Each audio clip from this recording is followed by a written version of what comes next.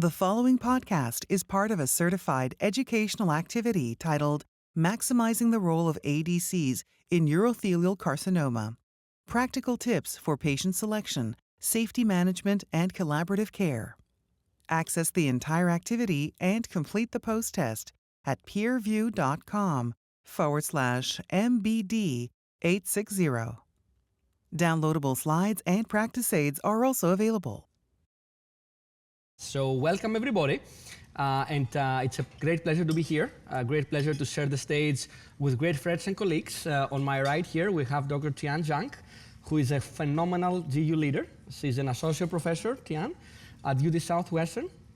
Want to say hi to the Hi group? everyone, really great pleasure to be here tonight with Petros and our friend Evan Yu.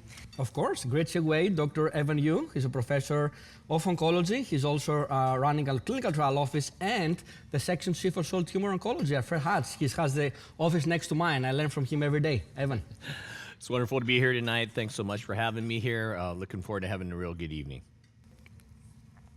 Our goals for tonight, we're going to attempt to augment our understanding for the current rationales and evidence for treatment for urothelial carcinoma using antibody-drug conjugates targeting Nectin-4, TROP2, and HER2.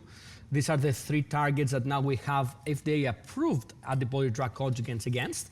So we're going to kind of divide and conquer here. Each one of us will take one of those targets, ADCs, and talk about them. And then we're going to try to equip you with the skills you need to implement those agents, those regimens into your clinical practice and to an ideally personalized, customized treatment plan for your patients. Also, we plan to give you some hints and tips to provide you guidance on how to support a team-based management, what we call a multidisciplinary approach of the unique characteristics of adverse events that are associated with the use of different antibody-drug conjugates, and of course, how we can use that knowledge to manage adverse events that patients may have in the clinic. As I mentioned before, you all have iPads. I know you already had your instructions, your marching orders. Please use this iPad. It's going to be great help for tonight and answer questions on your clinical practice and share your thoughts.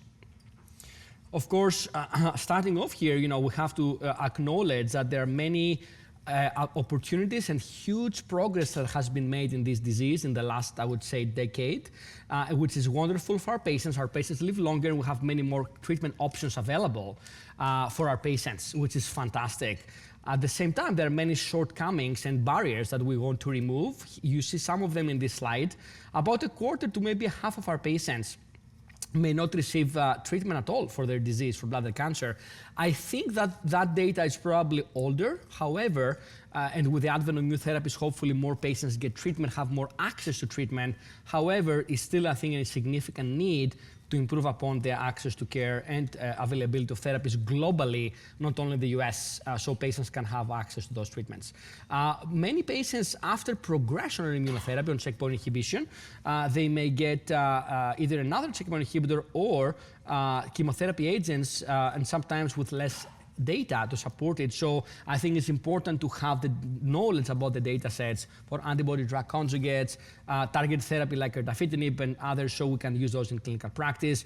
Many patients may not make it to subsequent lines of therapy, so we may have attrition, and I think having more safe and effective therapies can help us keep more patients on treatment and have less attrition over time. And as you see in the right lower corner, less than a third of the patients who may discontinue checkpoint inhibitor may receive another one in the second and third line. We don't have a lot of data about a challenge with checkpoint inhibition. And I think very, very few people, as I mentioned, make it to third or fourth line of therapy. And this is changing. I think this because of the advent of new therapy. So this less than 1/3 of patients who make it to second or third line, hopefully it's more now because we have antibody-drug conjugates, erdafitinib, and other therapies to offer those patients. So this number hopefully will be more in the future. Antibody-drug conjugates it's a class of drugs. It's a big family of different agents. It's not only one particular drug. And as you see there in that particular slide, they have three main components. They have a monoclonal antibody that target a particular target, for example, Nectin-4, HER2 or TROP2. There is a linker that connects that antibody with a toxin, a chemotherapy payload, and this payload is being delivered as specifically as possible to cancer cells. And you see there's highly specific binding properties of those antibodies to try to select the target as much as possible and deliver as much as possible in a cancer-specific way the chemotherapy payload. And the pharmacodynamic properties of those antibody-drug conjugates make them uniquely suited for this, I would say, treatment landscape across different cancers. And the goal is here to improve and increase our specificity and selectivity in delivering the chemotherapy into cancer cells. Of course, there are different characteristics of tumors, like the microenvironment, the immunosuppressive microenvironment, and hypoxic microenvironment that can also impact the delivery of those payloads, and of course, the significant tumor heterogeneity.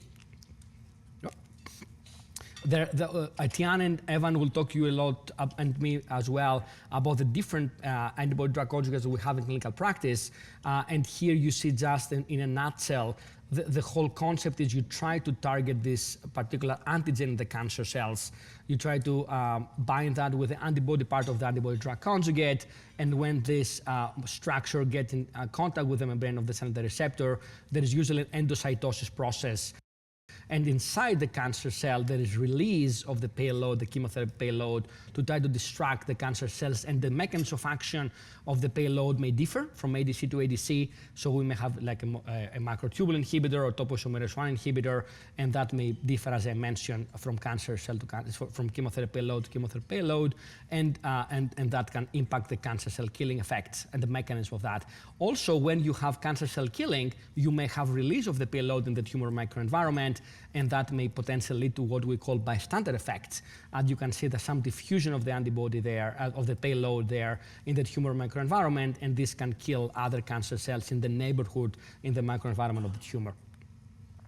I want again to give a shout out once more to Beacon, the Bladder Cancer Advocacy Network. This is a fantastic resource, excellent resource for patients, families, caregivers, professionals. I think the mission that BCAN, we pronounce it as Beacon, right, Stephanie? Beacon of Hope and Beacon of Light. And this is a wonderful resource again. We have resources, print out materials to patients. We have support lines that patients may call to talk to peer, survivor lines. We have videos that are animated and people can get information. We have webinars, podcasts. We have a lot of information about treatments. And we have a beautiful clinical trial dashboard. And patients can go in and they can access clinical trials that are relevant to their disease stage, and they can see which centers have these trials available and open. And as you see, there's a support line on the right part of the slide, and of course there are information on the website, there are email and phone access information, so a great resource for our patients. So without further ado, I will put the microphone to my friend, Dr. Zhang, and she will talk about Nectin-4 target antibody-drug conjugates. Tian, thank you. Thanks so much, Petros, for that wonderful, broad introduction, and I'm really excited to talk. I think I have the easiest job of the night talking about Nectin-4 ADCs, so hopefully I'll walk through the data for enfortumab vedotin. So Nectin-4 is a ligand on the surface of cells, tumor cells. You just heard Petros describe this very nice on background, so targeting with our antibody-drug conjugates. So Nectin-4 is the target for enfortumab vedotin and other ADCs coming down the pipeline. Nectin-4, in our early studies, we saw expression in urothelial cancer. Over 80% of urothelial cancers have Nectin-4 expression, and it's also overexpressed in other tumor types like breast cancer. And then the normal tissue expression is actually pretty limited, which helps in terms of toxicity. Of note, though, and we'll get into this a little bit more, Nectin-4 is present on the sheaths of myelin, so myelin sheaths, and it does contribute to some of the peripheral neuropathy that we see in patients treated with enfortumab vedotin. So here's enfortumab vedotin. This is an antibody-drug conjugate directed to Nectin-4 and delivering a payload called monomethyl auristatin E. This is a cytotoxic agent, in fact, that disrupts microtubule formation and therefore causes a cytotoxic effect of stopping cell division. So you've heard this maybe described as a smart bomb or a really smart chemotherapy. In fact, it is a targeted form of chemotherapy. So we'll jump right into the clinical data here. EV301 was the registrational trial for enfortumab vedotin as a monotherapy. This was a phase 3 trial, randomized for metastatic urothelial cancer that had been previously treated with chemotherapy and also after prior immunotherapy. Randomized patients to enfortumab vedotin as a single agent versus investigator's choice chemotherapy. Usually that would be docetaxel, paclitaxel, or vinflunine. Most of these patients had had prior platinum chemo and treatment until progression or adverse event. And the primary endpoint here was overall survival. And so top line enfortumab vedotin compared with chemotherapy, you're seeing overall survival in that top Kaplan-Meier curve and progression-free survival in the bottom one, and it improved both. So enfortumab vedotin in the refractory setting was indeed better than investigator choice chemotherapy in terms of both prolonging time until progression as well as extending people's life expectancy and making them live longer. The objective responses of note for enfortumab vedotin as a monotherapy is right around 40%, 41% in this trial. So as a single agent, enfortumab vedotin is indeed quite active, and I think in all of our experiences can help patients even in the refractory setting when patients have progressed past chemotherapy as well as PD-1 immunotherapies. These are the long-term outcomes of EV301, overall survival on the left, progression-free survival on the right. And as you see, after a median follow-up around 2 years, with longer follow-up, we have more mature events, and enfortumab vedotin maintains its improvement in both progression-free survival and overall survival over investigator's choice chemotherapy. So how do we get to combination from single agent? Well, the EV103 trial was a basket trial. It had multiple cohorts, and there was an early cohort, cohort A, that looked at cisplatin-ineligible patients treated with enfortumab vedotin with pembrolizumab combination, showed a really nice early objective response around 65%. And so this cohort K was developed, and cohort K was a randomized cohort that randomized patients with cisplatin-ineligible disease, so first-line metastatic urothelial cancer, to either the combination of enfortumab vedotin with pembrolizumab or enfortumab vedotin alone. So asking, the component of the pieces, how much more effective was the combination than single agent enfortumab vedotin.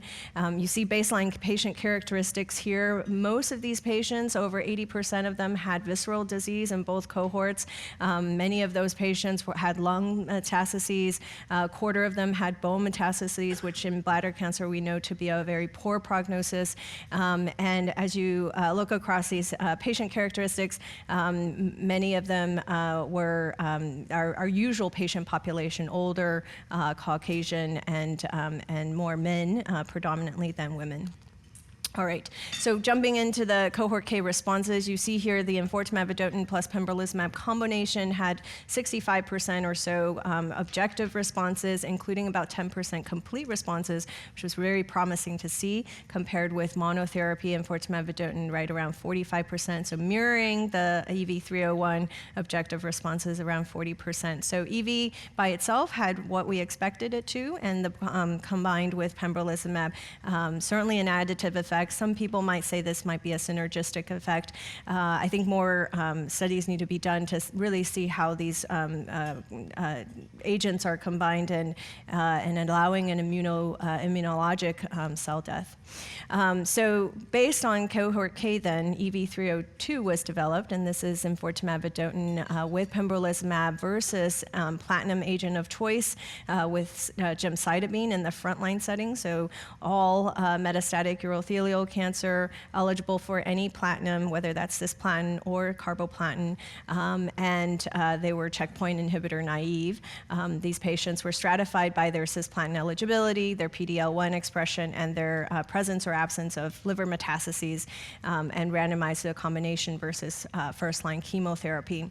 Patients were treated until disease progression or unacceptable toxicity, and the dual primary endpoints here were progression-free survival and also overall survival. So we saw this data about 6 months ago now at ESMO, and I think the audience was all blown away at the improvement of overall survival of the combination of enfortumab vedotin compared to frontline platinum-based chemotherapy. Up until now, we hadn't seen any agent beat chemotherapy in the frontline setting. So this was super exciting for us and for our patients. I think it really changes that frontline outlook. But hazard ratio here was 0.47, improved for enfortumab vedotin with pembrolizumab compared with chemotherapy, and indeed gained full approval from the US FDA for first-line treatment of metastatic urothelial cancer late 2023. In addition, enfortumab vedotin with pembrolizumab improved progression-free survival. You see here the curves separate early and they stay well separated. Hazard ratio here was 0.45, so risk of progression or death was decreased by about 55% if you go by that hazard ratio over time. I think what was impressive to all of us, and we all had patients on EV-302, was this complete response rate of 29%. And in fact, in metastatic urothelial cancer, I don't think this measure of complete response has ever been, we've never had this high rate of complete response, 29%. Add in the partial responders of 38%, and you have the objective response rate right there about 67%. So this was truly an improvement compared with chemotherapy in the mid 40% range in objective responses. And importantly, some of these responses are quite durable, where there's a plateau effect over time in the EV and pembro treated cohort. So really exciting for our patients and changes, I think, all their outlooks in the frontline setting. When we're looking at treatment-related adverse events, this is a tornado plot of treatment-related adverse events of EV pembro on the left, chemotherapy on the right. The darker colors indicate grade 3-4 events, and the lighter ones are grade 1-2 events. You see that there are some rashes, so grade 3-4 rashes, as well as neutropenia, but overall, more lighter colors on the left side of this plot than darker colors. And certainly compared against chemotherapy, I think the majority of us would say that this combination is tolerable and manageable. So the adverse events of special interest for enfortumab vedotin, I mentioned earlier the Nectin-4 presence on myelin sheaths. So peripheral neuropathy is certainly something that we see quite commonly, especially as we get into cycles 4, 5, 6. Many of our patients will develop peripheral neuropathy. So you see here total events 43, about half of those improved over time, but with resolution less so, about a quarter of patients with resolved peripheral neuropathy over time. So certainly something that we keep in mind and we think about with early dose reduction and dose holds. The skin toxicities are lower, and in fact they're lower in terms of improvement and higher with resolution of skin toxicities. So these can be managed quite well during the course of skin dose reduction and dose holds. And you see the improvement less than a month for skin reactions to improve, a little longer, more than 6 months for neuropathies to improve. And the hyperglycemia is pretty rare, but when we see it, certainly when patients are in our clinics and their glucose levels are over 250, we're holding treatment, and certainly something to monitor as our patients are going on EV. There are some grade 3 and higher severe skin toxicities, pneumonitis, colitis, and hypothyroidism that we think are more immune-mediated. We're also careful to separate out what's from the immune treatment and what's from enfortumab vedotin. Some of the ways that we can manage these toxicities in the clinic, holding early, telling our patients what to expect and what to look out for. So the early recognition of skin toxicities, of rashes, of bullous lesions, we're absolutely holding. If they're just having grade 1-2 macular papular rashes, we're giving steroids early and antihistamines. But certainly grade 3 or higher, we're holding and allowing that resolution to occur before any thought of rechallenge. For peripheral neuropathy, this is sort of a cumulative event and certainly worsens over time as we give it. And it's important for grade 3 or higher to permanently discontinue enfortumab vedotin. There are some ocular events. We have not seen this as commonly as for other targeted treatments, but certainly prophylactic tears and also ophthalmologic steroids are helpful when they occur. We certainly try to get our patients seen by our ophthalmologists if blurry vision or any other vision changes occur during treatment. Hyperglycemia I mentioned already, over 250 we're holding, and it's part of the box warning. And pneumonitis I think is also a possibility, and that we're discontinuing for persistent or recurrent grade 2 or any grade 3 or higher, we're permanently discontinuing enfortumab vedotin. All right, so some take-home points from this section. Enfortumab vedotin now is approved as a monotherapy and is effective as a standard agent for refractory metastatic urothelial cancer. So in our clinics, we have patients who are progressing after frontline chemotherapy, second-line immunotherapy agents. Now enfortumab vedotin certainly is a good option for them in refractory disease. The combination of enfortumab vedotin with pembrolizumab is now very standard for all comers in frontline metastatic urothelial cancer. You saw the improvements of progression-free survival and getting patients to live longer, overall survival, and that 29% complete response rate that was unprecedented. So changing what the outlook is like for patients diagnosed with metastatic urothelial cancer. And this is essentially, enfortumab vedotin is essentially a targeted chemotherapy, and I think we really need to think about managing these toxicities. Most of these patients will develop peripheral neuropathy over time, so early dose reduction and dose delays will really help mitigate and hopefully prevent those very severe side effects that might occur. And I think many of us, even though enfortumab vedotin only has bladder cancer as its a single indication, many of us are getting comfortable in our practices to give it and also to help patients get through the side effects in an early and ongoing way. So, so with that, I'll turn it back over to Dr. Grivas and take us through the case. Fantastic job, Tiana, as always. A great comprehensive data overview in a very nice way, and you have a lot of experience with this drug. So let's talk a little bit about this patient here, so I can ask both you and Evan. So a 65-year-old patient presented with hematuria. Again, Bladder Cancer Awareness Month. Hematuria is the most common presenting symptom of bladder cancer. There's a lot of campaign out there to make sure we don't delay diagnosis. So this patient had proper workup, cystoscopy with TURBT and urocytology, confirmed histological to have urothelial carcinoma. There was no variant subtype histology. The CAT scan showed significant lymphadenopathy, both in the pelvis and also retroperitoneum, so retroperitoneal space. So this is an M1A stage, stage 4. Creatinine clearance is 60 ml per minute, ECOG PS1, some hypertension, mild anemia, but no challenges with neuropathy, hearing loss, no heart failure, no autoimmune conditions, no steroid intake, and this patient had a tumor next generation sequencing, which we do at the time of diagnosis of metastatic disease to look for potential therapy targets, and there was no FGFR3 alteration present.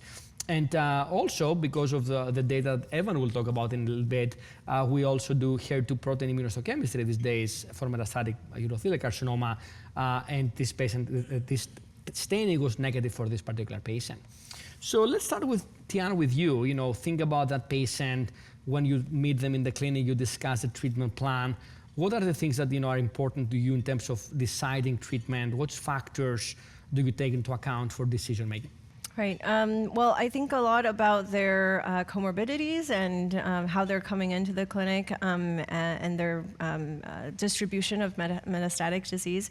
Now, for all comers, we just talked to the intention to treat population was really all comers. There was no biomarker selection for EV302. And so I think this is a very typical case that comes through the door that I would offer enfortumab vedotin and pembrolizumab for.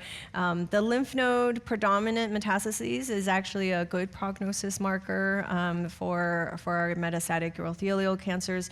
And so I would be very positive in thinking, this is a patient who may have a very nice response, and I don't see anything in terms of neuropathy or other comorbidities that would prevent me from giving enfortumab vedotin and pembrolizumab. Fantastic, Tiana. I agree with you. And maybe I will ask you a question before I ask Evan. You mentioned that you don't see any particular comorbidities that would prevent you from using Pembro-EV. Are there any medical conditions in your mind where EV may not be your fair choice, if or relatively contraindicated, or if any? Yeah, I think uncontrolled diabetes, if their sugar levels are all over 250, that's a challenge, right, for enfortumab vedotin. Any autoimmune disease that's requiring more than steroids at a very low dose, we may also hold off on giving pembrolizumab for. So those are the two that I'm looking out for that are pretty common in our real-world patients that I think we should be thinking early about, maybe alternative strategies or giving a single agent instead of both when they come in. Thanks, Tiana.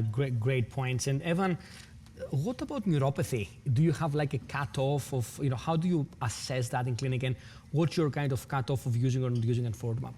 Yeah, I think neuropathy is really important here. If I had a patient that had grade 2 neuropathy or greater, I probably wouldn't offer them EV Pembro either, and I might think about using something like gemcitabine carboplatin. Obviously there's data with gemcitabine, cisplatin, and nivolumab as well, but I think most of us are pretty impressed with the EV Pembro data. But if somebody actually had grade 2 neuropathy, and what defines grade 2 is kind of unique, is that everything's graded differently on the CTCAE scale, but grade 2 is where function's actually affected. So you can have a sensory neuropathy that's uncomfortable, but grade 2 is where you can't button your buttons, you're walking differently, you can't screw in a screw because of the neuropathy. So that's something that I would screen carefully for. Fortunately, this patient has none of those issues, and I agree completely with Dr. Zahn here. Perfect. Your point is, both of your points are well taken, and the grading is usually with a CTCAE, and that grade 2 is impact on daily activities, which is important. And when you talk to the patient, Evan, about expectations of dosing, scheduling, how do you approach that? Do you talk about dose reductions up front? Do we start the dose? Yeah, I do.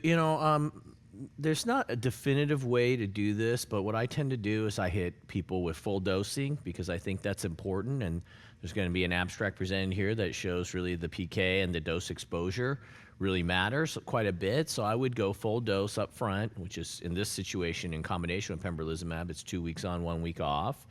And I would induce a response first and demonstrate that radiographically. And then I may be a little unique in this, but I start to pull back. So I start to dose reduce, or even start to hold certain doses and give it less frequently, the enfortumab vedotin, because I'm trying to preserve the ability to give as much as possible without inducing the neuropathy.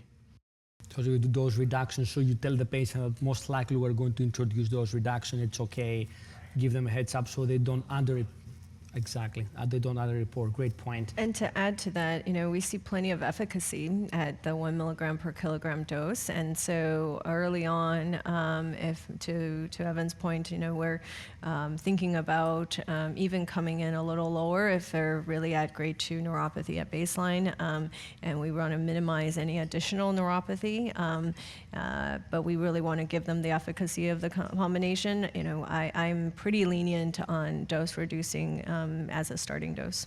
That's a great point. Thanks, Tiana. And think about adverse events. We talk about neuropathy. What about the skin rash? What do you tell the patient about the skin rash, Tiana, in the clinic?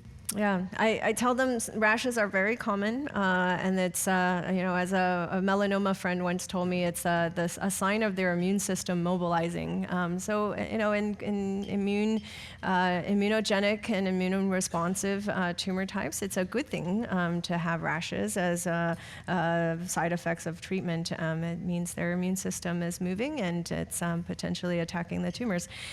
So for me, it's early education and making the patients aware of the fact that they can have rashes, and as they occur, helping them treat that, antihistamines, steroids, topical steroids to start, oral steroids if the topicals don't work, and then if they're bullous lesions, getting them more specialized attention. So at many of our centers, we're very lucky to have oncodermatologists, and so we have these colleagues who specialize in toxicities on the skin from our immunotherapy and in our targeted treatments, and so getting them in with those specialists, and also potential hospitalizations if severe enough, in order for IV treatments to be given. So it's that early recognition and treatment that hopefully will get them through, and then as we go into dose holds, then really thinking about dose reduction if we're encountering a severe skin reaction, or just leaving off the EV. So we've had patients who have had bullous lesions, TEN, Stevens-Johnson's spectrum type of skin disorders, where we've been very uncomfortable to re-challenge. And so for those patients, maybe backing off until absolute resolution, and then thinking about just the IO only instead of the enfortumab vedotin. Got you. Thanks, Tian. Evan, very quick question. What do you do about glucose monitoring in diabetic patients and non-diabetic patients? Yeah, I mean, I think if you look at the data, hyperglycemia is not like a super high risk thing. We're much more common to see neuropathy. We're much more common to see mild skin changes. I think just dry skin is very common with enfortumab vedotin. But that being said and done, hyperglycemia can happen. The patient population I worry the most about are more advanced age populations, and especially patients with higher body mass index. Certainly those patients who already have diabetes. So it's something that I check every time they come in for an infusion. So, and I'm keeping a close watch on it. And this is a situation where, if they already are on some anti-hyperglycemic medications, I'll work closely with the primary care doctor if it starts to get out of control. If they're not, I've oftentimes just started people on it as well, and we'll manage it. But I think this is an opportunity for good team patient care decision making. Which actually is a great segue for the last bullet point there, which team members are very important. And obviously we have nurses, we have advanced practice providers, pharmacists. Evan just mentioned primary care team, dermatologists, Tian, you mentioned. So it's a team sport. Right. And I think it's important the rash is, we have to sometimes determine whether it's an enfortumab rash or whether it's an autoimmune rash from pembrolizumab. And similar with neuropathy, you can get motor neuropathy as well. And so we've had situations where we had to try to distinguish whether it's neuropathy from enfortumab or pembrolizumab, because we obviously treat them differently. And so we can need the help sometimes from neurology as well.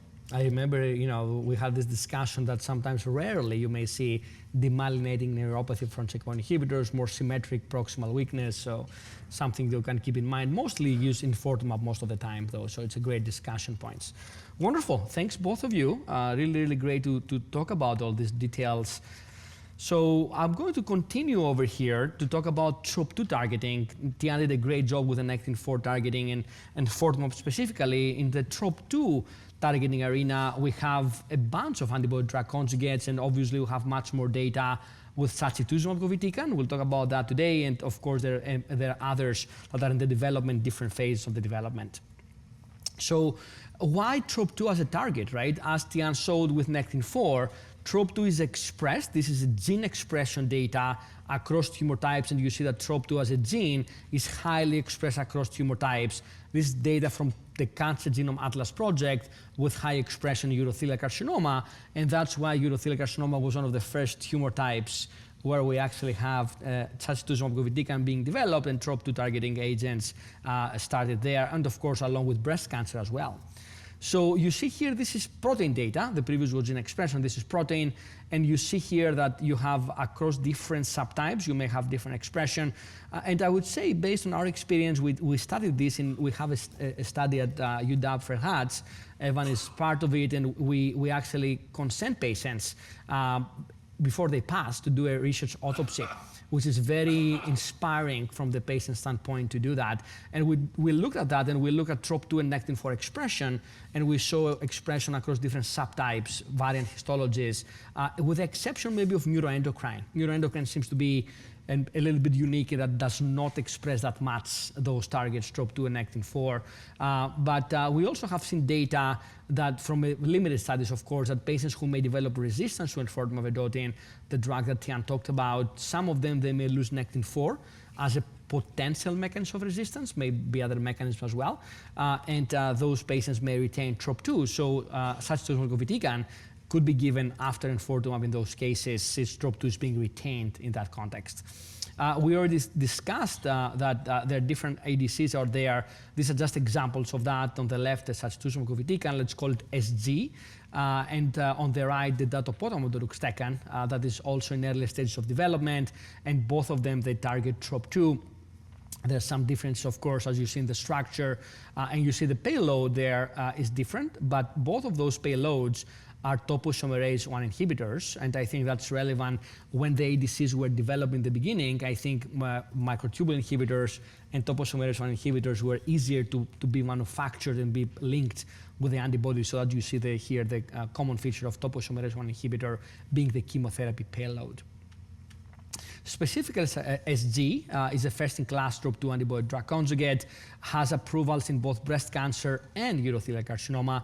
You see here the structure. The antibody against TROP2 is a humanized antibody, and you see that it's linked with a linker that is hydrolyzable linker with SN38. SN38 is an active metabolite of irinotecan, so again, a topoisomerase 1 inhibitor with a high drug-to-antibody ratio.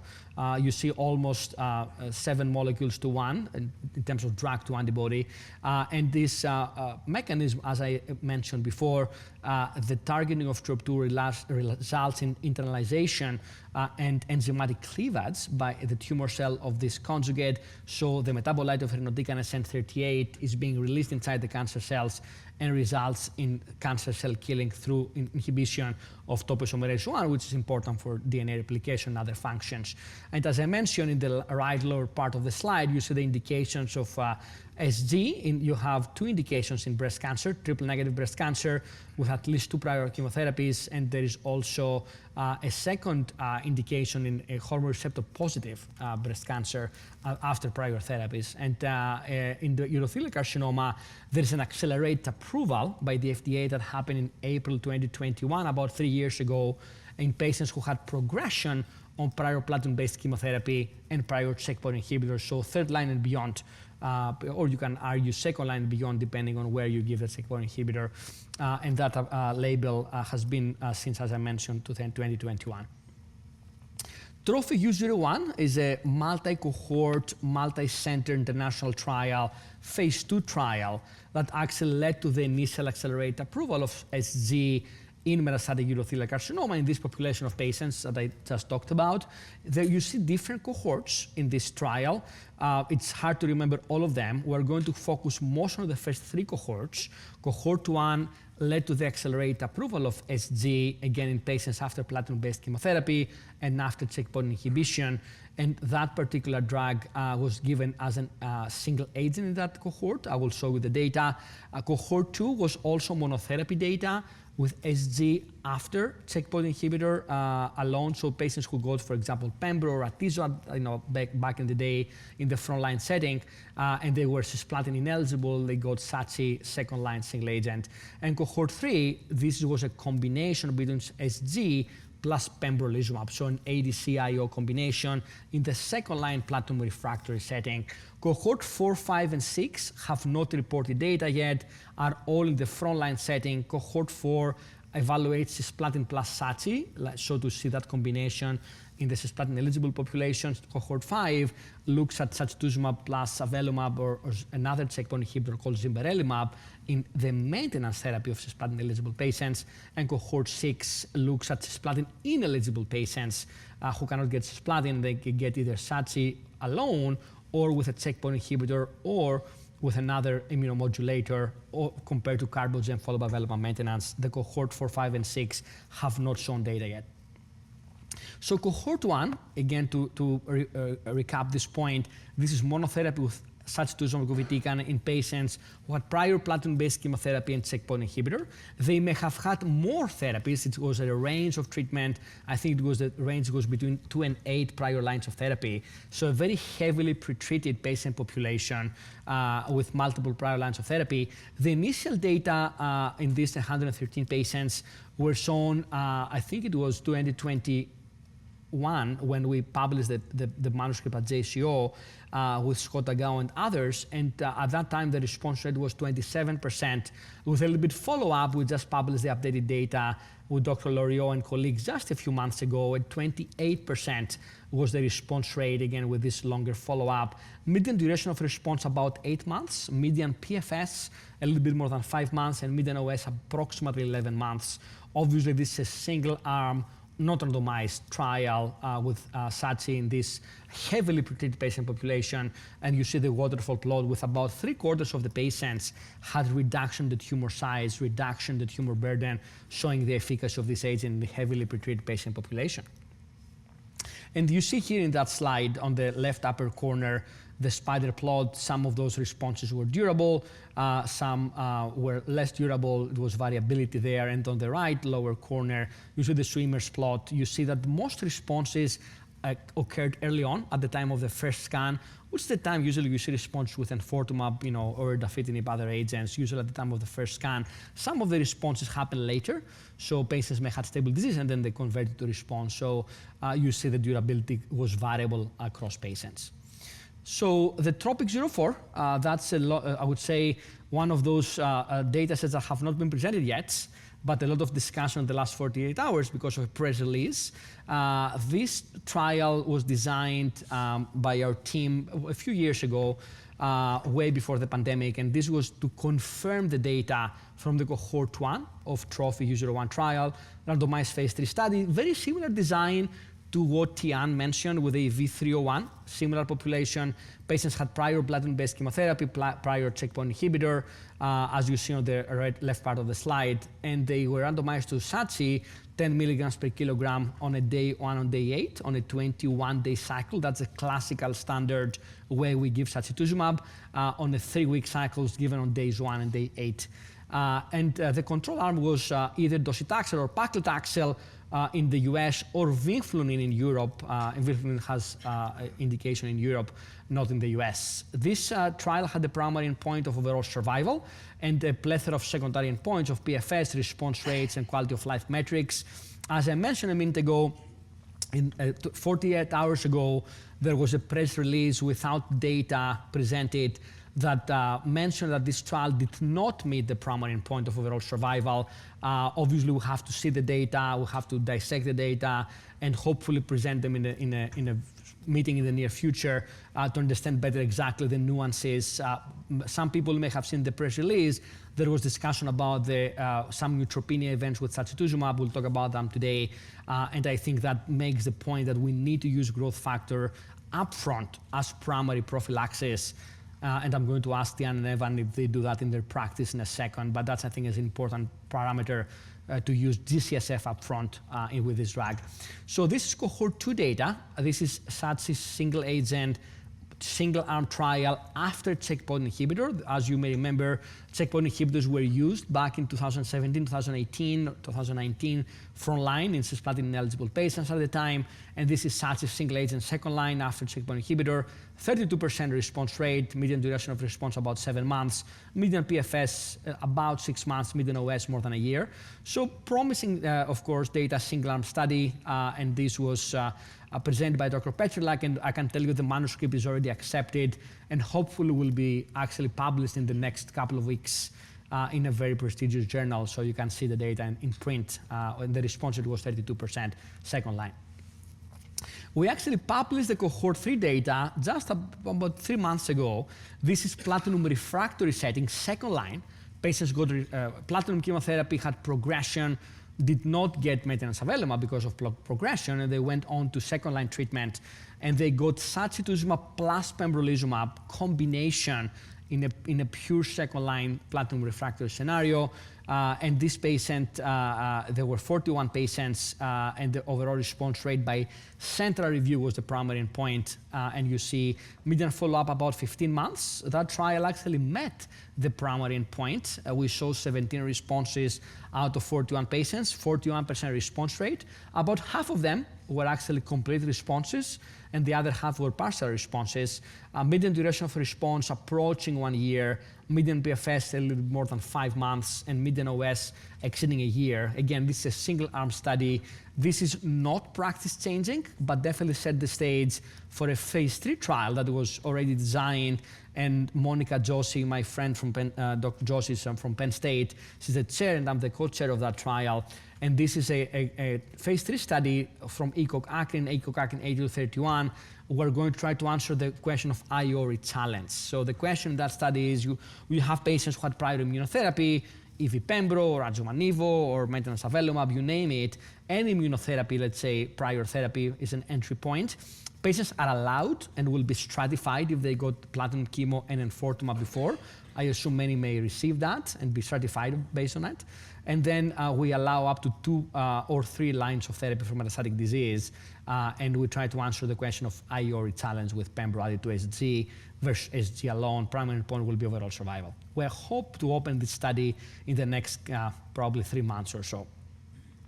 And of course, we saw data earlier today from Dr. Siliola from Milan, Italy, and Dr. Necchi did a great job with SHORE-01 study. This was a neoadjuvant trial, so not metastatic disease that we talked about so far, but neoadjuvant preoperative trial looking at neoadjuvant sacituzumab govitecan in patients who were going for a radical cystectomy, and they got, as you see, 4 cycles of sacituzumab, the dose of 10 milligrams per kilogram on days 1 and 8 on a 21-day cycle.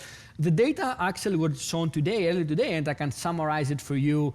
Initially, when the study was launched, there were some neutropenic events. Again, the same story that I mentioned before. And the study was amended to actually mandate a GCSF growth factor to be given upfront with primary prophylaxis with SATSI. I think they lowered the dose from 10 to 7.5 mg per kg, and they excluded very high-risk patients for neutropenia. And after these adjustments, the study was viable, feasible, and they finished accrual. And they showed a very promising, more than 40% pathologic complete response rate with sacituzumab alone monotherapy, which I think it shows activity, of course. We have a study, similar study with Evan at UW for HATS. We look at neoadjuvant SATSI in histology subtypes, variant histologies, bladder cancer, excluding neuroendocrine, and we're going to hopefully have data in the future. This is not practice-changing data, but just shows activity in the neoadjuvant setting. SOAR-02, we did not see data today, but this is SATSI plus Pembro neoadjuvant preoperative, and we have to see data in the future. Obviously, there is all this idea about combining antibody-drug conjugates, and our good friend, Dr. Sompavde and Dr. McGregor at Dana-Farber did this very interesting study called DAD, double antibody-drug conjugate phase 1 trial. They combined the 2 ADCs, the EV that Tian presented and the SG, and that trial was done in a patient population with previous treatments. So it was a pre-treated population with metastatic disease with SG plus EV. And as you see in the right part of this slide, there was safety data, and they were trying to figure out the right dose if you combine the 2 ADCs together. And they were able actually to discern that based on toxicity and efficacy and the totality of the data, they showed an overall response rate of 70%, which is pretty impressive in 23 available patients. Obviously, this is a small sample size, but definitely generates enthusiasm for more data to look at this combination in more patients in larger studies. And based on the toxicity data, they saw that SATSI of 7.5 mg per kg and EV at the full dose on days 1 and 8 on a 21-day cycle was the way to move forward. And there is now, of course, discussions about expanding that study and looking at this combination even in the frontline setting, potentially with IO as a triplet therapy. So more to come. This is definitely not ready for prime time. It's early data, hypothesis generating, and we're going to open and do more studies looking at this combination plus minus checkpoint inhibitor. So stay tuned for the future. The other ADC, in addition to such, is datopotamab deruxtecan. The Tropion Pan-Tumor01 trial is shown in this slide. This is adults with multiple different cancer types overall, including, of course, urothelial carcinoma. As you see in the left upper corner, patients had urothelial carcinoma specifically in this cohort, and they had at least one prior line of therapy, no prior treatment with a deruxtecan component of an antibody drug conjugate, because you do not want to have the same payload, right, that given before. And ECOG PS0-1, the dose was 6 milligrams per kilogram every 3 weeks, monotherapy with dato-DXd, and there were 33 patients with urothelial carcinoma. Primary endpoint was safety, technically like a phase 1 approach. And you see in the lower part of the slide, if you look at the response rate, or confirmed response rate in all response available patients, was 19%, approximately 20%, and patients with 2 post-baseline scans, again, 22%. So early data of efficacy, again, small numbers there. It's hard to compare across trials, but you see an approximately 20% response rate and about 80% disease control rate, including CR, PR, and stable disease with this agent. So more data to come in the future, I think, is still early in the development, but something to look at. And you see here the waterfall plot, and you see that patients had a significant reduction in the tumor burden. About 82% of patients, significant proportion, had reduction in the tumor burden. So this definitely raises enthusiasm, and this is further evaluated as monotherapy and also in combination with other agents in 2 clinical trials, the Tropion Pan-Tumor02 and 03 trials. So more to come with this drug. Obviously, toxicity is important. I alluded to that before, and trastuzumab has the payload of topoisomerase 1 inhibition, so bone marrow suppression can happen. Again, my point is, if you use trastuzumab in your clinic tomorrow or when you go back home, do it with growth factor upfront as primary prophylaxis in the first line. I think, personally speaking, this is a critical point, and we'll see, of course, the TROPiCS-04 trial data, but I think based on the press release, that's a very important point that may have played a role. Dose reduction or delay as needed, of course, is the same thing that Tian mentioned with EV. Patient education is critical, very important, and we're actually having the nurses call the patient after starting therapy, following up, make sure they're doing well, and we make sure they know if they have diarrhea. That can happen in about half of the patients, maybe 60% of those. It's usually grade 1, less commonly grade 2, and only 10% is more than like grade 3. We ask them to call us immediately, make sure there's no infection, and we use anti-diarrhea medication, things that can atropine-like molecules like defenoxylate and similar molecules to manage diarrhea aggressively. Rarely, you may need to use hydration with electrolytes, but I think the best supportive care with anti-diarrhea medications and growth factor are critical for the optimal management and optimal dose delivery of those patients. We have not seen data with a dose correlation with response, the data that we'll see with enfortumab, but I think will be critical to see that in the future. Again, we talk about nausea and vomiting can happen, so pre-medication with 5-HT3 antagonist, ondansetron, for example, or palnositron can be used. Dexamethasone could be used if people want to prevent nausea and vomiting. Hypersensitivity reactions are not common, but can happen, and rarely can be life-threatening, so pre-medication with antipyretics, H1/H2 blockers, prior to infusion to prevent those from happening. We talk about diarrhea, and we talk about the optimal management, have the anti-diarrhea medications at hand at home, and neutropenia, as I made the point before, growth factor is critical upfront. You can be a pegylated form on day 8. That's the easiest way to do it. Some insurance companies are peculiar and they want to give daily growth factors. In those situations, I give it on day 2 to 6 in between, right, and day 1 and day dosing, and then 9 to 15. So usually it's if the insurance wants a daily administration. Otherwise, day 8, a pegylated form of growth factor is fine. And again, similar discussion here, a little bit different toxicity with datopotamab. Stomatitis, mucositis was more common. Nausea, about a third of the patients. Fatigue can happen with both of those ADCs. Anorexia, alopecia, taste changes, Because of the deruxtecan compound, sometimes pneumonitis can happen, so we keep an eye in those patients with the deruxtecan compound. And some tips about mucositis: gently brushing of the teeth, daily use of this mouthwash, steroid-containing mouthwash. Education is important. Artificial tears for dry eyes, and avoid contact lenses to avoid any ocular events. Again, the importance of the multidisciplinary team. Education is key. We have, advanced practice providers, nurses, pharmacists, part of the team. And I think that is a very important point we discussed before with Evan and Tian, that we frequently talk to other specialties, non-oncologists, to manage those patients, not only for immune checkpoint inhibitor side effects, IRAEs, but also for side effects from these agents. So after all these data sets we talked about with TROP2 ADCs, I'll go back to a case here. This is a different patient than before. 72-year-old patient with progression of disease, had fatigue, back pain. This patient was previously treated with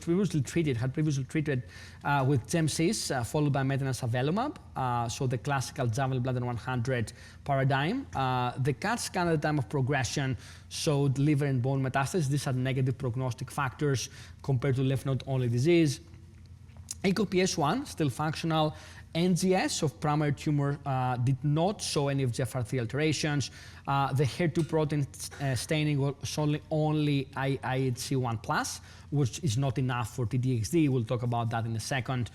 This particular patient, again, after Gemcis avelumab, Gemcis maintenance avelumab, has progression, but has high hemoglobin A1C, 9.2%, has not seen an endocrinologist ever, and managed with his primary care provider, not always compliant sometimes, and also had creatine neuropathy. That may be because of the diabetes, maybe because of prior cisplatin. And also the interesting thing, this patient had this CAT scan that showed the liver meds, but also a cirrhotic liver appearance in the CAT scan, which we don't know, fatty liver mediated. There was no history of hepatitis, but no history of cirrhosis, just this appearance on the liver.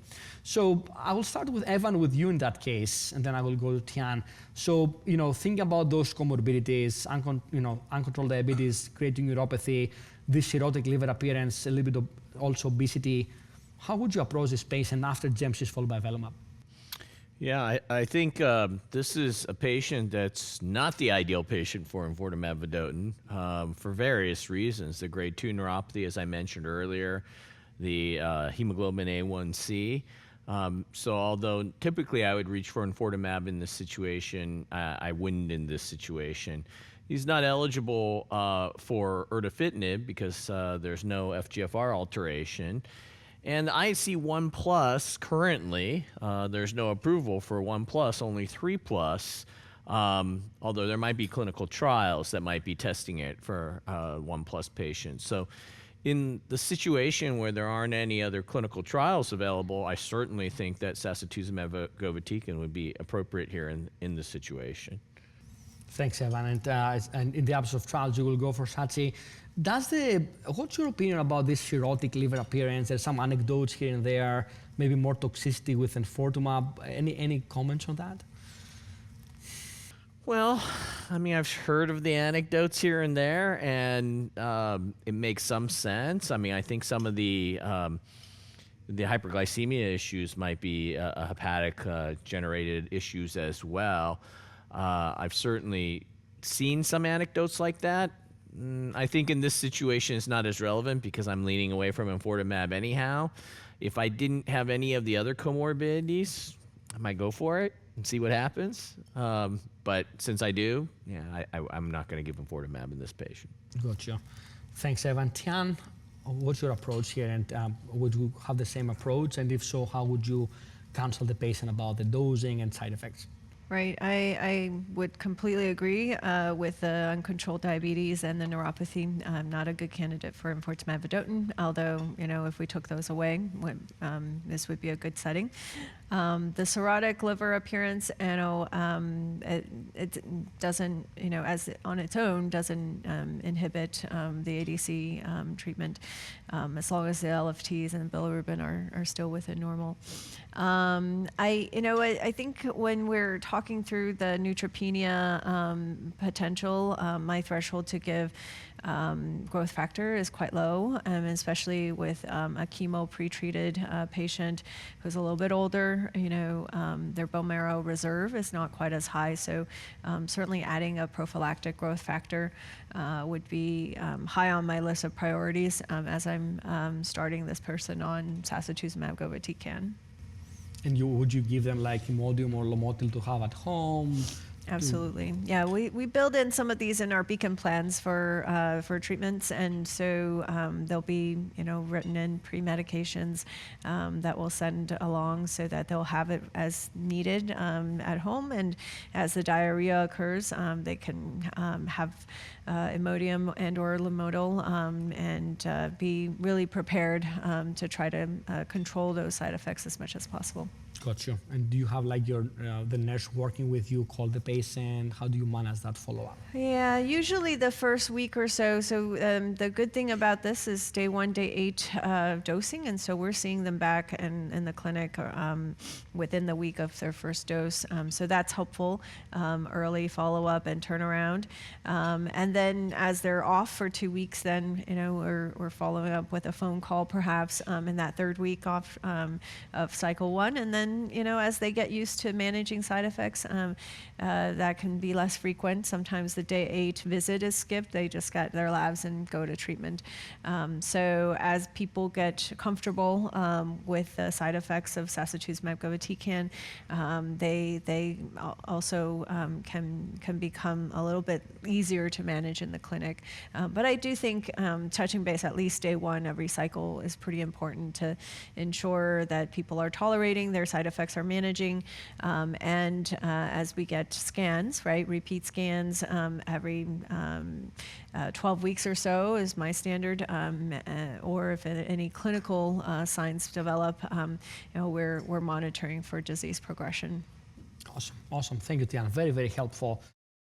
And as the next topic, Evan, you're on for HER2 ADCs, my friend. All right, I get to talk about the new kid on the block. Well, actually, this is the oldest target on the block, but it's the newest in terms of recent FDA approvals and therapeutic drug development. So this is just a little background information on HER2, and this is just a little data that I pulled on overexpression, amplification, and mutations across all different tumor types. And of course, we're talking about bladder cancer today, so I'm highlighting bladder cancer. You can see that 8.8% or 8.6% amplifications, 12.4% overexpression, and 9% actually have HER2 mutations. And we're starting to learn that patients with HER2 mutations may respond to some of these HER2 antibody drug conjugates as well. So just a little bit of background data there. Now, there's a little bit more data that we've been working on to try to understand just how common it is to see high HER2 expression for patients with urothelial bladder cancer. And this is a little data I got from Vadim from UCSF. He was kind enough to share a couple slides with me. And what they did is they went through the literature, systemic literature review of reported HER2 status in locally advanced and metastatic urothelial carcinoma, and really looked at HER2 expression using predefined criteria. And what they found is that HER2 high, which was defined by immunohistochemistry scores of 3+, or immunohistochemistry scores of 2+ or plus-ish positivity, they found that their weighted average was 12.3%. They had 6 studies and 971 patients they found to establish that using these predefined criteria. Now, HER2 low, which was the essentially IHC 1+, or the IHC 2+ and ish negative patients, they actually found was quite high in this population, 47.9%. And this was from 4 studies and 275 patients, but it's kind of relevant because if you look at the field across of oncology, we know that in breast cancer, it was pretty earth-shattering when we saw the HER2 low plus patients have really outstanding results with HER2 targeted antibody drug conjugates. So even those HER2 low patients with bystander effect, we need to think about whether these patients might benefit or not moving forward as well. So Vadim's group took it another step, and they looked in their own resection samples from primary urothelial bladder cancers, from transurethral resections and surgical specimens in 362 patients, and they used a prospectively planned HER2 expression methodology using the Ventana HER2 rabbit monoclonal primary antibody IHC assay, and they used the dual-ish DNA probe cocktail. And what they found here was pretty similar and consistent, and this is really the scoring system based on the gastric cancer scoring system that we use regularly for determining HER2 high-low and gastric cancer. And you can see here HER2 status that overall 44.2% had elevation or increased expression of HER2 status, 15.7% overexpression or HER2 high, and HER2 low, which was essentially the 1+ or 2+ and ish negative, that was 28.5%, and about 55% were 0. So their low population from this prospectively done pre-planned study was not as high as with their systemic literature review that they initially did, but it was still reasonably high to the point where about 45% of the population was either 1+, 2+, or 3+. And you can see the data there where they broke it down based on stage for HER2 low and HER2 high. You can't necessarily glean out major differences on initial staging there. So that's helpful information as well when you think about doing tissue specimen companion diagnostic testing. Can you use the original biopsy specimen? Do you have to get a fresh biopsy? It looks like it's reasonably consistent throughout. Now, I said that this was an old target or a new target. You can call it what you want there. It has been around for a long time, but quite a bit ago, we thought about targeting HER2 in bladder cancer. And this study that I highlighted here was published by Maha Hussain, who I think many of us know very well. And what she did was she did a chemotherapy, a carboplatin paclitaxel study with or without, with trastuzumab. And what she showed there was actually really impressive objective response rates of 70%. But there was significant cardiotoxicity. 22.7% had grade 1 through 3 cardiotoxicity, and I think that really hurt the field. I think it took a step back, and I think we're learning now that targets can be really good targets, but you need to have a good drug to go with it. And in the old days, we used to abandon targets because 1 or 2 negative studies. Well, maybe the target's still a great target. We just needed better technology and better drug constructs. And I think that's what we're learning now. Now, there have been other efforts with trastuzumab, pertuzumab, not as successful with the, I'd say dirtier pan-kinase inhibitors, even with autologous cellular immunotherapies, a little bit like Xepucel T in prostate cancer, but something that targets HER2 instead of prostatic acid phosphatase. That was used in an adjuvant setting. That was negative. And even the earlier antibody drug conjugates against HER2, like TDM1 in breast cancer, that's been studied as well without really exciting results. And so it kind of got put on the shelf for a while. But there's a resurgence, and I'm going to go through a couple of the antibody drug conjugates that are getting a lot of attention right now. Here's trastuzumab deruxtecan, and there's the construct as you can see it. I think the key features to point out is the fact that it's a cleavable tetrapeptide-based linker system.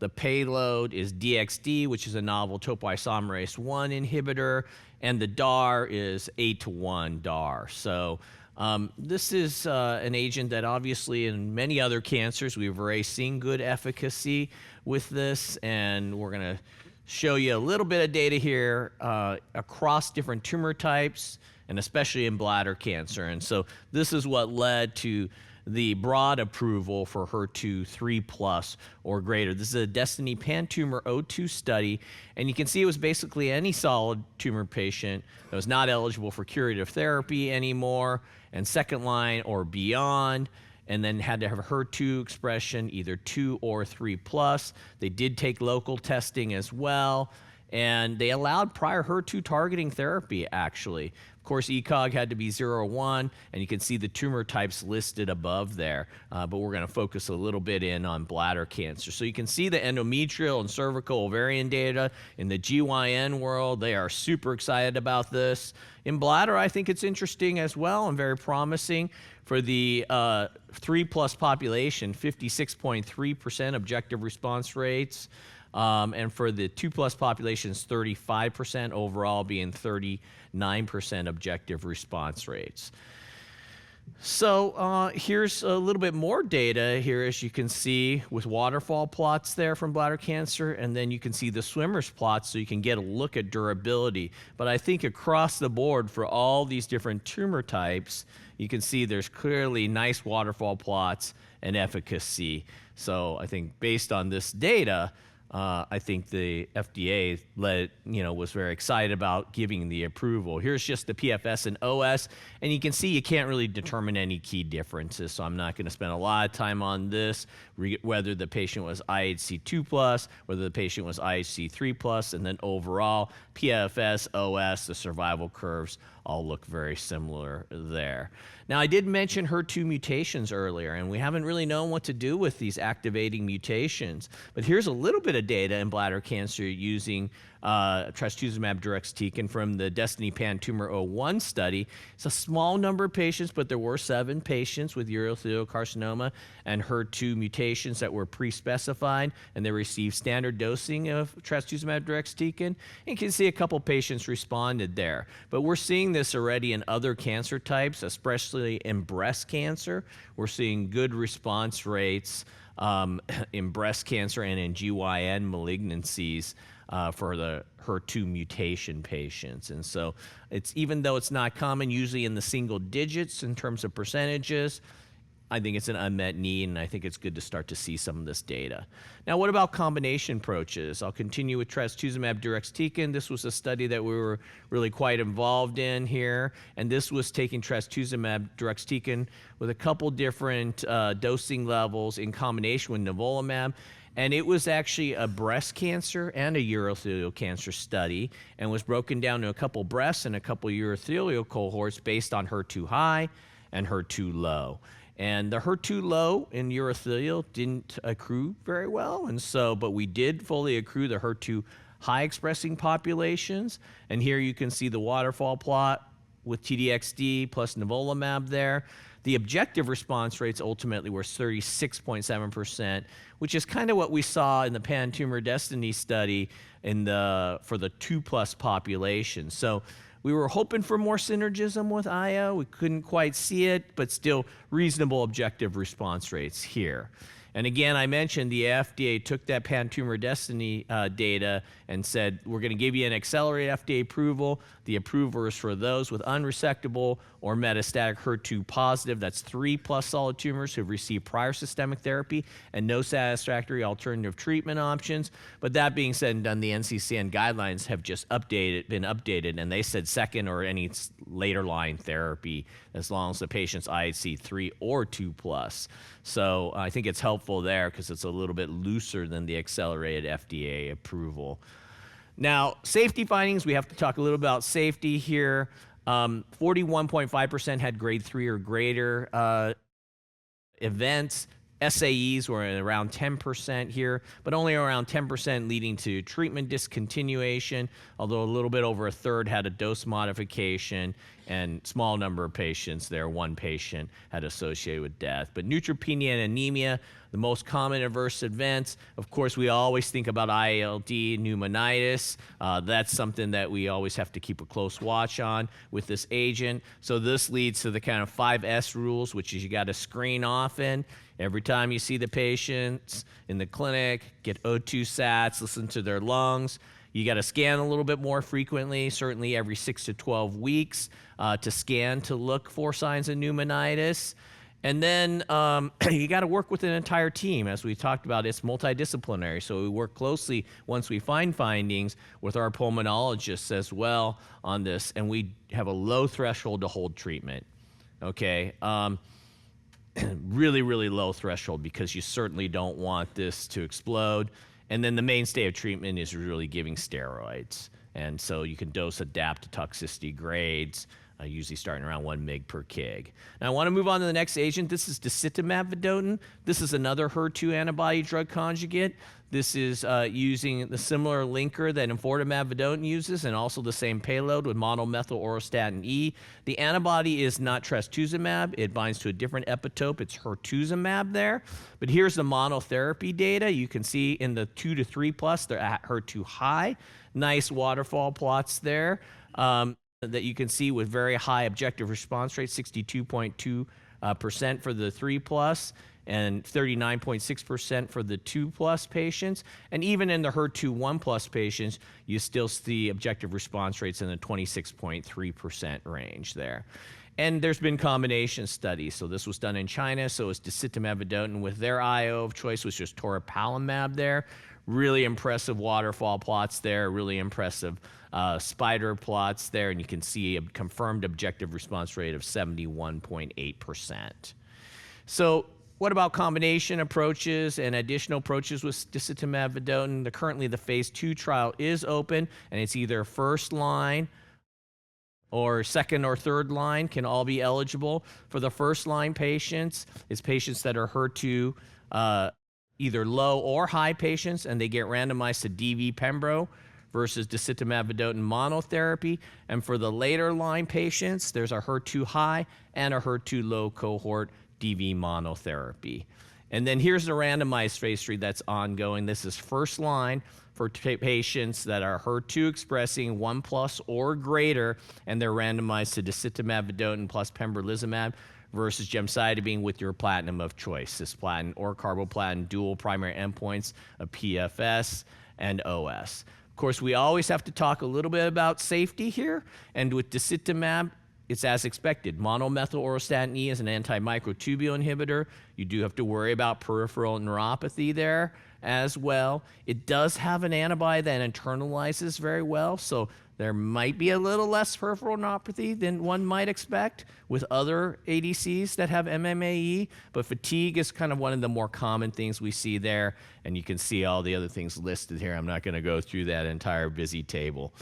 I'm just going to wrap up with some take-home points. HER2 expression is not uncommon for urothelial bladder cancer. I think it's at least 1 plus or so, probably for about half the patients, and in the HER2 high expressing range for maybe about 15% of patients. Antibody drug conjugates are tried and true technology now. The construct does matter. The antibody internalization matters. The linker matters, how stable that linker is there. The payload matters, and the drug-antibody ratio, or DAR, matters to limit off-target effects. But there's a lot of different ADCs that are coming down the pike, certainly including HER2 as well. This includes trastuzumab deruxtecan and disitamab vedotin, and we already have an FDA accelerated approval for trastuzumab deruxtecan, as I earlier mentioned there. So I'm going to turn it back over to Petros to run us through a case. Thanks, you. Evan. Great job and a wonderful data overview. And you have done so much work in all the above domains, including enfortumab and the HER2 ADCs.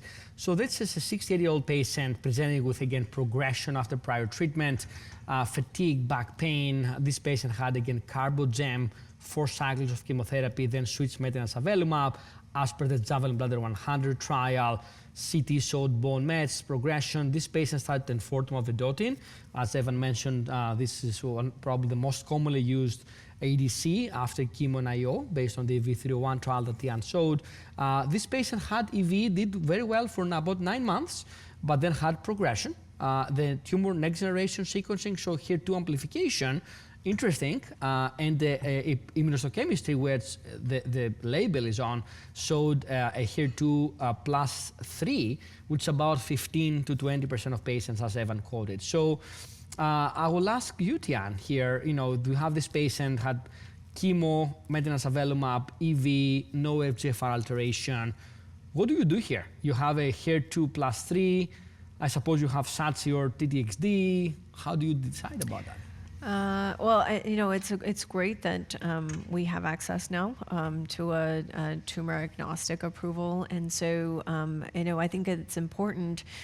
We've been used to doing NGS testing for our patients with bladder cancer, so the HER2 certainly comes up as one of the results that come back. So that's important. The IHC, though, I don't know that all of our pathology labs are reflexively testing.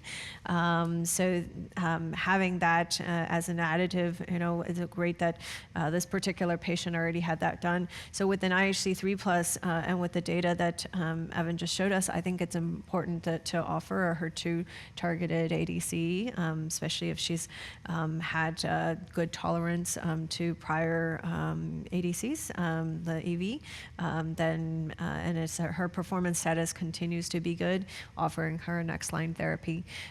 So in this case, I think TDXD would be really good to try. Thank you, Tian. Evan, how would you decide between TDXD and SATSI in that case? Yeah, I mean, I think in this situation, since we don't have survival data for either TDXD or SASI, I mean, we saw survival data, but not positive survival data, I would look at objective response rates. And so for sacituzumab, it's around 30% range. For TDXD, because this patient's 3+, we expect it to be over 50% objective response rates at 50 to 60% range. So I think at that point it's a math game. So I would pick TDXD. Interesting, great discussion. It's great to have options for our patients. So I think we covered most of them. So let's say, Tian, if you choose TDXD or SATS either or, tell us a little bit, let's say TDXD in that case, what will be the discussion with the patient, dosing, follow-up?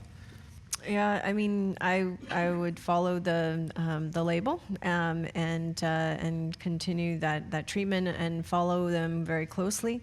I'd be curious, actually, we have not participated on the combination trial. I'd be curious if in this particular patient, the waterfall plot for TDXD with pembrolizumab or with nivolumab was so nice that, I'd be tempted to think about re-challenge with the combination too, if we were able to get it. So certainly not an approved combination yet, but that waterfall plot certainly was pretty impressive. Interesting. Thanks, Tian. So we have a few minutes left, about 10 minutes or so, and we're going to make it fun. I'm going to ask you many questions. I will try to get as short answers as possible to make sure we cover the audience here. So the first question is, can you dose adjust SATSI if needed and maintain efficacy? I can probably take this one. The answer is yes. Those adjustments can happen with SATSI. Usually you go from 10 mg per kg down to 7.5 mg per kg. You can potentially go even lower to 5 mg per kg, so you allowed up to 2 dose reductions. You can do dose holds as you need. I think with the use of growth factor up front as primary prophylaxis, actually anecdotally in my practice, I have seen less need for dose reduction because of the growth factor use, but can still you have other reasons like fatigue, diarrhea, other reasons to do dose reduction. So it can happen and you can follow the package insert. When do you send next generation sequencing and IHC testing? I suppose, Tian, at the time of diagnosis of metastatic disease, would you do both? Yeah, often even earlier. So as in our particular practice, our urologists are very proactive in sending off NGS testing. So as the cystectomies are being done, if there's residual tumor, those specimens are being sent out. If people are presenting with metastatic disease and they haven't had NGS testing before, we're proactively sending that out, particularly for FGFR alterations, but now also potentially for the HER2. And certainly we've been seeing HER2 return on our NGS testing reports, and now it's become more actionable. Absolutely. It's great to have options. One question is about how do you describe to a patient the need for growth factor? I think the simple way to say it, we need best supportive care to optimize dose delivery, and this GCSF can help your bone marrow generate white blood cells to fight infection. So we try to explain to the patient the rationale behind the growth factor in that case. Evan, I have a good one for you. What level of expression of the target, the antigen, is needed to see a response in ADCs? Yeah, I mean, it's a really good question. I think it depends, and that's the problem is that if you think about what level you need is, it's not just what level you need for your drug to actually find the target, but there's other factors like how well is it internalized? Where is the antigen expressed? Is it membranous? Is it intracellular? Maybe it's hard because the ADC is floating around.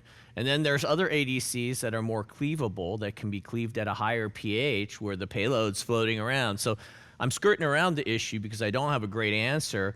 Another problem is that, for instance, with enfortumab vedotin, their immunohistochemistry that they did in their early studies to get really high H scores, they used the exact same antibody for immunohistochemistry as on the construct for enfortumab vedotin. So really, really high H scores. But that being said and done, it's a proprietary antibody that we can't get a hold of. And so all the commercial Nectin-4 antibodies that are out there are very, very poor, and you get very low staining rates. So I think the reason I'm saying all this is that it depends in every situation based on the antibody, what epitope it binds to, how sensitive, how it is. I think it's going to be individualized case by case, and whether IHC is going to be adequate or a good biomarker or not, ultimately, it'll depend situation to situation. So we still have a lot more to learn. Totally agree. It's so much to learn about the mechanism, the kinetics, and the quote-unquote trafficking of the payload in the tumor microenvironment for bystander effect. So Tian, quick question. How about accessibility of ADCs to the community practice?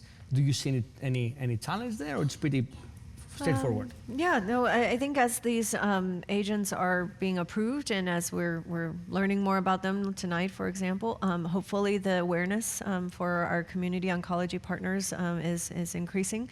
And as they're understanding and gaining experience, hopefully they're able to offer it to more patients. I actually think there's a lower threshold, right, for agents like sacituzumab govitecan, trastuzumab deruxtecan. These are agents that are given in the breast cancer populations, and so some of our community oncology partners might have experience in those populations, and maybe even more so than GU-focused oncologists like ourselves.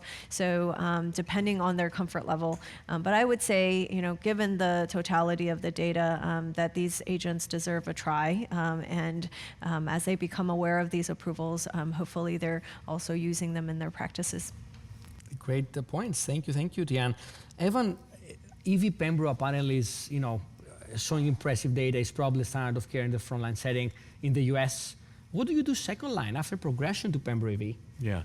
For lack of having anything better right now, I think we're doing gemcitabine, carboplatin, gemcitabine, cisplatin.